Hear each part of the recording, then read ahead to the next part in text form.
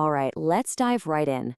You've definitely heard about positive thinking, but today we're going to skip the fluff. We are getting straight into the practical playbook, simple, powerful ways to actually use it. So let me ask you something right off the bat. That little voice inside your head, what's it like?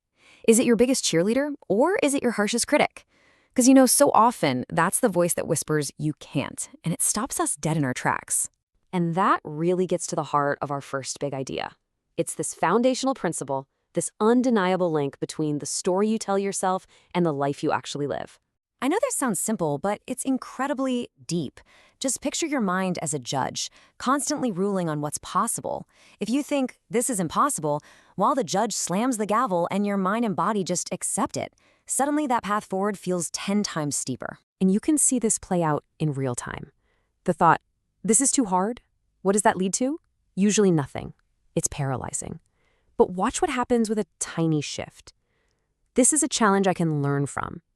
See that?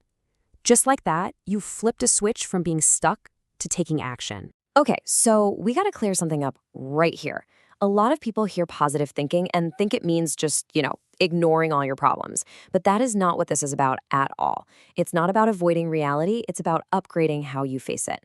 So let's just lay it out, nice and clear.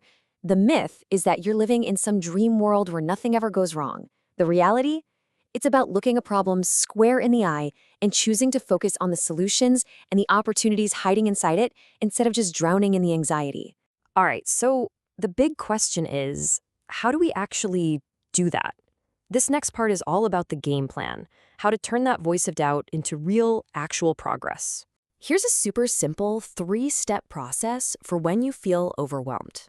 First, when that thought, I can't finish all this, pops up, you just notice it. No judgment, just notice it. Second, break that giant task down into teeny tiny little pieces. And third, you start with the absolute easiest one. It's not about climbing the whole mountain today, it's just about taking that first tiny step. And you know why this works so well? Because every single one of those small wins acts like a little vote of confidence for your brain. It starts a positive feedback loop, this snowball effect that strengthens your sense of control and literally proves to yourself that, yeah, you can do this. But get this isn't just a mental game. What's going on in your head has a very real, scientifically proven impact on your physical body. And the results are pretty undeniable. We're talking about research that shows a positive mindset can literally reduce your stress levels, help you sleep better, make your immune system stronger, and of course, give your overall mood a huge boost. Okay, so we've been looking inward. Now let's zoom out for a second. The world you put yourself in, the people you're around, the stuff you watch and read, it all has a massive impact on your thinking. Seriously, think about your positive energy like a phone battery. And some people, the ones who are constantly negative and only see problems, they're like those apps that just drain your battery for no reason. But then you have the flip side. Supportive people, they're like a human charger. They lift you up, they motivate you. So the takeaway here is pretty simple, but it's so important. Spend your time with the chargers, not the drainers. Now, I want to talk about one of the most powerful and honestly one of the simplest tools in this whole playbook, and that is gratitude. It's a game changer for rewiring what your brain automatically focuses on. So what does that really mean? It's not about these big, huge gestures. It's just the daily habit of hitting pause and actually noticing the good stuff, no matter how small. It's about appreciating the little moments that are happening all around you. And I mean, we're talking super simple things here. It could be being thankful for that first warm cup of tea in the morning, or a friendly smile you get from a stranger, or maybe just a few seconds of peace and quiet. These little acknowledgments, day after day, they add up. So as we wrap this up, if there's one thing to remember, it's this.